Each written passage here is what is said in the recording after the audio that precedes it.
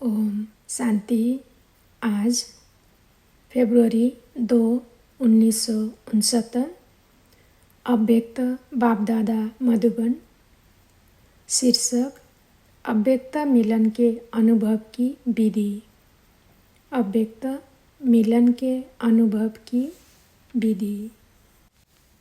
प्रेम स्वरूप बच्चे, ज्ञान सहित प्रेम जो होता है वही यथार्थ प्रेम होता है।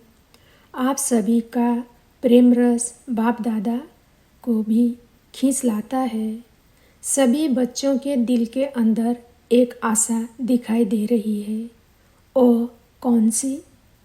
कई बच्चों ने संदेश भेजा कि आप हमें भी अपने अव्यक्त वतन का अनुभव कराओ। यह सभी बच्चों की आशाएं अब पूर्ण होने का समय पहुंच ही गया है। आप कहेंगे कि सभी संदेशी बन जाएंगे, लेकिन नहीं।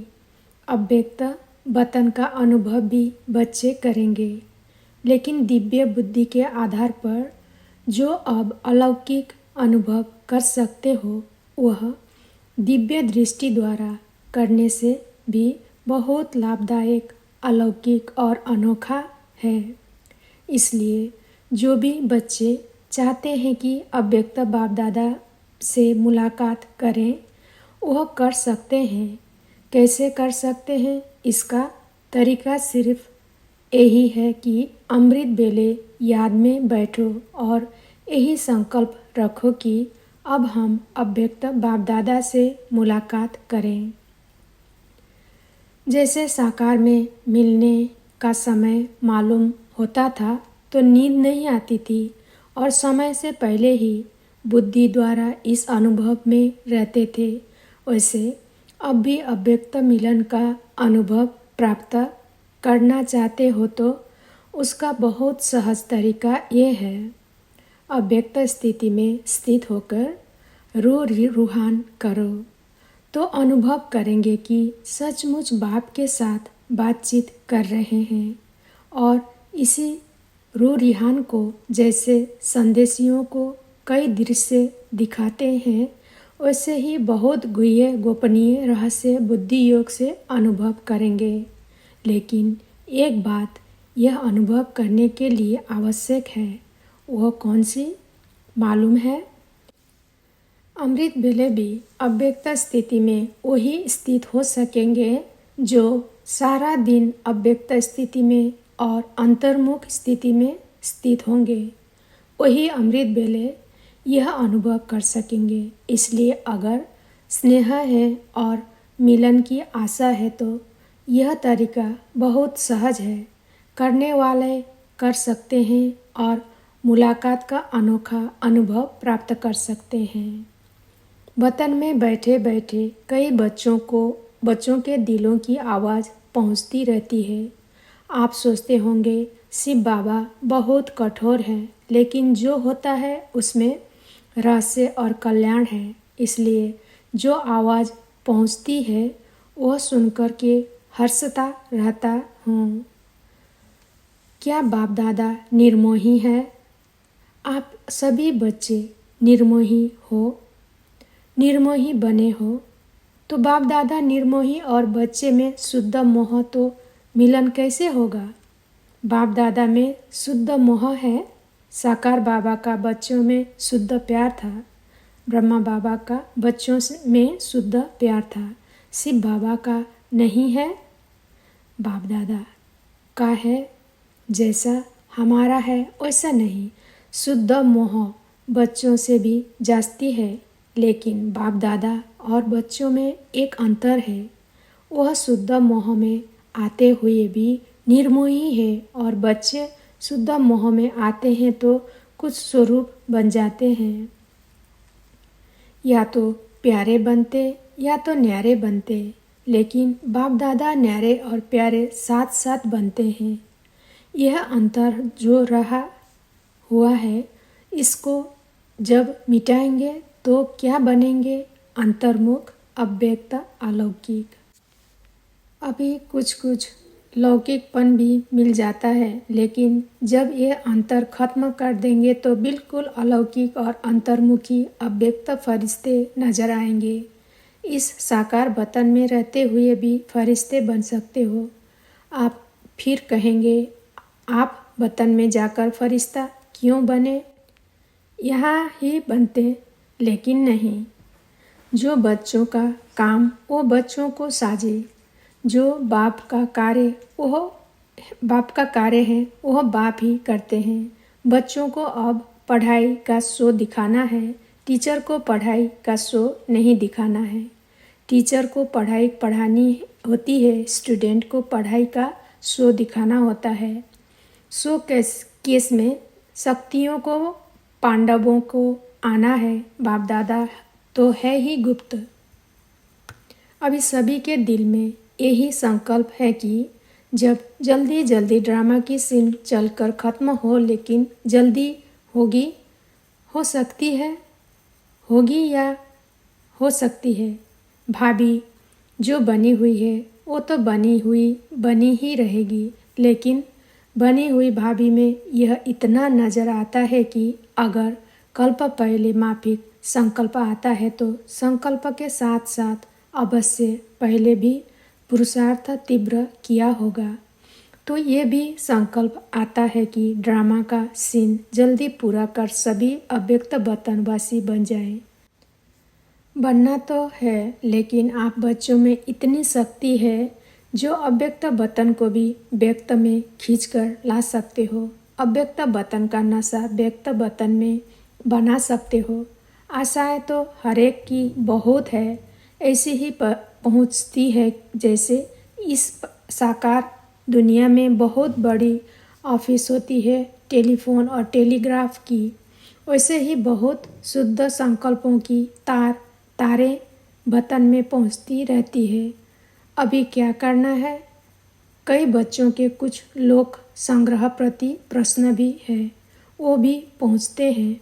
कई बच्चे मुझते हैं कि साकार द्वारा तो यह कहा कि सूक्ष्म वतन है ही नहीं, तो बाबा कहाँ गए? कहाँ से मिलने आते हैं? कहाँ यह संदेश भेजते हैं? क्यों भोग लगाते हो? इसका भी राज है। क्यों, कहाँ गया था? इसका मूल कारण यही है कि जैसे आप लोग ने देखा होगा कि कभी कभी छोटे बच्चे जब कोई चीज़ के पीछे लग जाते हैं तो वह चीज़ भल अच्छी भी होती है, लेकिन हद से ज़्यादा उस अच्छी चीज़ के पीछे पड़ जाते हैं। तो बच्चों से क्या किया जाता है? वह चीज़ उनकी आँखों से छिपाकर ये कहा जाता है कि है ही नहीं, इसलिए ही कहा जाता है कि इसकी जो एक्स्ट्रा लगन लग गई है वो कुछ ठीक हो जाए। इसी रीति से वर्तमान समय कई बच्चे इन्हीं बातों में कुछ चटक गए थे, तो उनको छुड़ाने के लिए साकार में कहते थे कि यह सूक्ष्म वतन है ही नहीं। तो यह भी बच्चों की इस बात से बुद्धि हटाने के लिए कहा गया था, लेकिन इसका भाव यह नहीं है कि अगर बच्चों से चीज़ छुपाई जाती है तो यह चीज़ खत्म हो जाती है। नहीं, यह एक युक्ति है चटकी हुई चीज़ से छुड़ाने की। तो यह भी युक्ति की अगर सूक्ष्म वतन में तो भोग कहाँ लगता हो, इस रस्म रिवाज को कायम क्यों रखा? कोई भी ऐसा कार्य होता है तो खुद भी संदेश क्यों पूछवाते हैं? ऐसे भी नहीं कि सूक्ष्म वतन नहीं है, सूक्ष्म वतन है, लेकिन अब सूक्ष्म वतन में आने जाने के बजाय स्वयं ही सूक्ष्म वतनवासी बनना है। अब सूक्ष्म वतन में आने जाने के बजाय स्वयं ही सूक्ष्म वतनवासी बनना है। यही बाप दादा की बच्चों से आशा है। आना जाना ज़्यादा नहीं होना चाहिए, यह यथार्थ है। कमाई किसमें है? तो बाप बच्चों की कमाई को देखते हैं और कमाई के लायक बनाते हैं। इसलिए ये सभी रहस्य बोलते रहें। अभी समझा कि क्यों कहा था और कब कहा है। सूक्ष्म वतन के अव्यक्त अनुभव को अनुभव करो, सूक्ष्म स्थिति को अनुभव करो। जाने आने की आशा अल्पकाल की है। अल्पकाल के बजाय सदा अपने को सूक्ष्म वतनवासी क्यों नहीं बनाते? और सूक्ष्म वतनवासी बनने से ही बहुत वंडरफुल अनुभव करेंगे। खुद आप लोग वर्णन करेंगे कि यह अनुभव और संदेशियों के अनुभव में कितना फर्क है। वह कमाई नहीं, यह कमाई भी है और अनुभव भी। तो एक ही समय दो प्राप्ति हो, वह अच्छा या एक ही चाहते हो? कोई और कई बच्चों के मन में यह भी प्रश्न है कि नामालूम जो बाप दादा कहते थे कि सभी को साथ में ले जाएंगे, अब वह तो चले गए। लेकिन वह चले गए हैं, मुक्ति धाम में जा नहीं सकते सिवाय बारात व बच्चों के। बारात के बिगर अकेले जा सकते हैं? बारात तैयार है, यही सुनना है। अब तक की बारात के साथ ही जाएंगे। जब बारात ही सज रही है तो अकेले कैसे जाएंगे? अभी तो सूक्ष्म वतन में ही अव्यक्त रूप से स्थापना का कार्य चल रहा है। जब तक स्थापना का कार्य समाप्त नहीं हुआ है तब तक बिना कार्य सफल किए हुए घर नहीं लौटेंगे।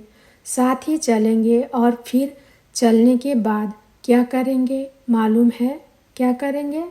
साथ चलने और साथ रहेंगे, साथ चलेंगे और साथ रहेंगे, और फिर साथ साथ ही सृष्टि पर आएंगे।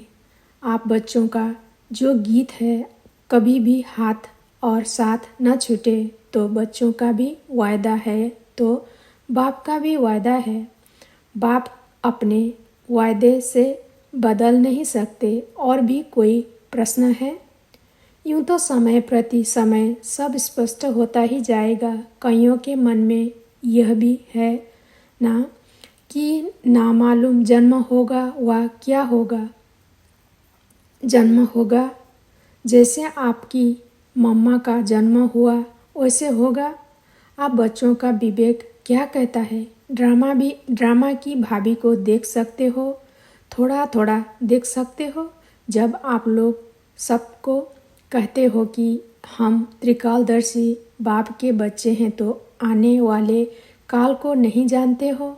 आपके मन के विवेक अनुसार क्या होना चाहिए? अव्यक्त स्थिति में स्थित होकर हाँ व ना कहो तो जवाब निकल जाएगा। इसी रीति से बाप दादा ने 2-4 से पूछा। बहुत करके सभी का यही विचार था कि नहीं होगा। आज ही उत्तर चाहते हो या बाद में? हलचल तो नहीं चम रही है। यह भी एक खेल रचा जाता है। छोटे छोटे बच्चे तालाब में पत्थर मारकर उनकी लहरों से खेलते हैं, तो यह भी एक खेल है। बाप तुम सभी के विचार सागर में प्रश्नों के पत्थर फेंक कर तुम्हारे बुद्धि रूपी सागर में लहर उत्पन्न कर रहे हैं। उन्हीं लहरों का खेल बाप दादा देख रहे हैं। अभी आप सबके साथ ही अव्यक्त रूप से स्थापना के कार्य में लगे रहेंगे। जब तक स्थापना का पाठ है तब तक अव्यक्त रूप से आप सभी के साथ ही हैं। समझ गए? वतन में मम्मा को भी इमर्ज किया था। पता है क्या बात चली? जैसे साकार रूप में साकार वतन में मम्मा बोलती थी कि बाबा आप बैठे रहिए, हम सभी काम कर लेंगे। इसी ही रीति से वतन में भी यही कहा कि हम सभी कार्य स्थापना के जो करने हैं वो करेंगे। आप बच्चों के साथ ही बच्चों को बहलाते रहिए। ऐसे ही साकार में कहती थी। वही वतन में रूहान चली। आप सभी के मन में तो होगा ही कि हमारी मम्मा कहाँ गई। अभी यह राज इस समय स्पष्ट करने का नहीं है। कुछ समय के बाद सुनाएंगे कि वह कहाँ और क्या कर रही है। स्थापना के कार्य में भी मददगार है, लेकिन भिन्न नाम रूप से। अच्छा, तो अब तो टाइम हो गया है। आज वतन में दूर से ही सवेरे से खुशबू आ रही थी। देख रहे थे कैसे स्नेह से चीज़ें बना रहे हैं। आपने देखा भंडारे में चक्र लगाया, चीज़ों की खुशबू नहीं, स्नेह की खुशबू आ रही थी। यह स्नेह ही अविनाशी बनाता है। अविनाशी स्नेह है ना। याद हर एक की पहुंचती है, उसका रेस्पॉन्ड लेने के लिए अवस्था चाहिए। रेस्पॉन्ड फौरन मिलता है। जैसे साकार में बच्चे बाबा कहते थे तो बच्चों को रेस्पॉन्ड मिलता था, तो रेस्पॉन्ड अब भी फौरन मिलता है, लेकिन बीच में व्यक्त भाव को छोड़ना पड़ेगा, तब ही उस रेस्पॉन्ड को सुन सकेंगे। अब तो और ही ज़्यादा चारों ओर सर्विस करने का अनुभव कर रहे हैं।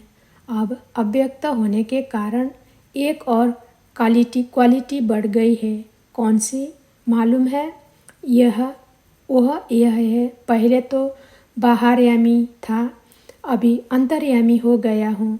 अव्यक्त स्थिति में जाने की आवश्यकता नहीं रहती। स्वतः ही एक सेकंड में सभी का नक्शा देखने में आ रहा है। इसलिए कहते हैं कि पहले से एक और गुण बढ़ गया है।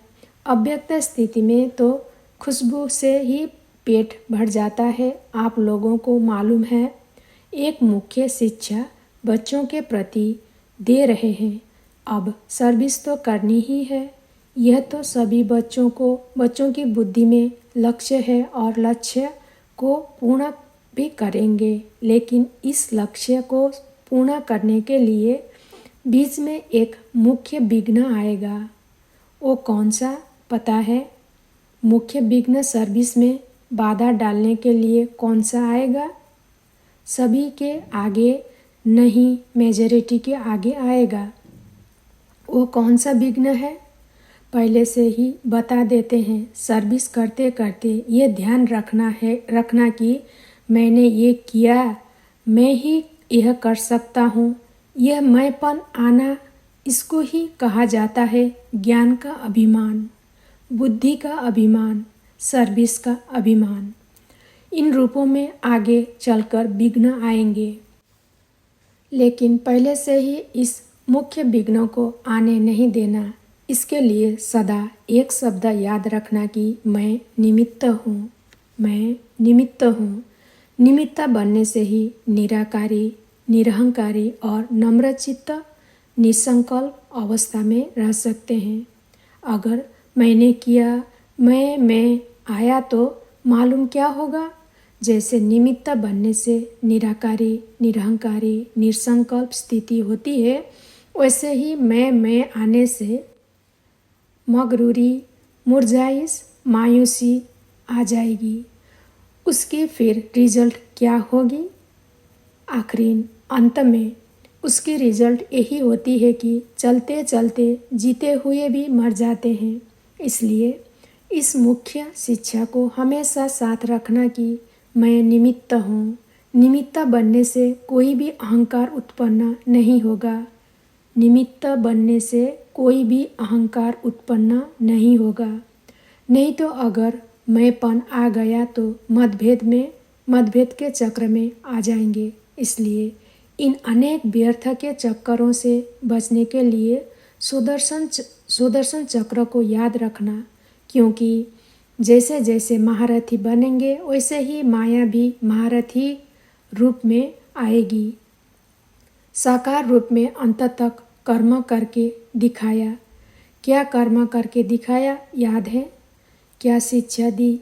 यही कि निरहंकारी और निर्माण चित्त होकर एक दो में प्रेम प्यार से चलना है। एक माताओं का संगठन बनाना। जैसे कुमारियों का ट्रेनिंग क्लास किया है, वैसे ही माताएं जो मददगार बन सकती है और है, उन्हों का मधुबन में संगठन रखना। कुमारियों के साथ माताओं का संगठन हो। संगठन के समय फिर आना होगा। स्नेहा को देखते हैं तो ड्रामा याद आ जाता है। ड्रामा जब बीच में आता है तो साइलेंस हो जाते हैं। स्नेहा में आए तो क्या हाल हो जाएगा, नदी बन जाएंगे। लेकिन नहीं, ड्रामा, जो कर्म हम करेंगे वह फिर सभी करेंगे, इसलिए साइलेंस। अगर सभी साथ होते तो जो अंतिम कर्मातीत अवस्था का अनुभव था वह ड्रामा प्रमाण और होता, लेकिन था ही ऐसे, इसलिए थोड़े ही सामने थे। सामने होते भी जैसे सामने नहीं थे। स्नेहा तो वतन में भी है और रहेगा, अविनाशी है ना।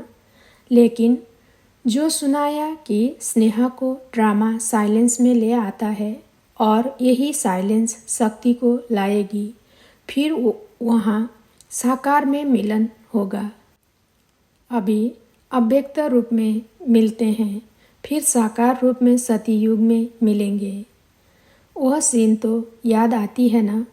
खेलेंगे, पाठशाला में आएंगे, मिलेंगे। आप नूरे रत्न सतयुग की सीनरी वतन में देखते रहते हो। जो बाप देखते हैं वो बच्चे भी देखते रहते हैं और देखते जाएंगे। अब तो ज्वाला रूप होना है, आपका ही ज्वाला रूप का यादगार है। पता है ज्वाला देवी भी है, वह कौन है? यह सभी शक्तियों को ज्वाला रूप देवी बनाना है।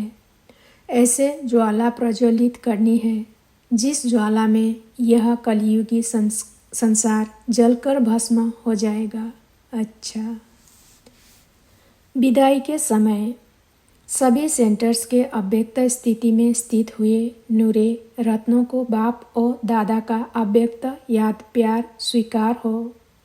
साथ साथ जो इशारा दिया है उसको जल्दी से जल्दी जीवन में लाने का तीव्र पुरुषार्थ करना है। अच्छा, गुड नाइट। सभी शिव शक्तियों और पांडवों प्रति बाप का नमस्ते। नमस्ते बाबा। Thank you Baba.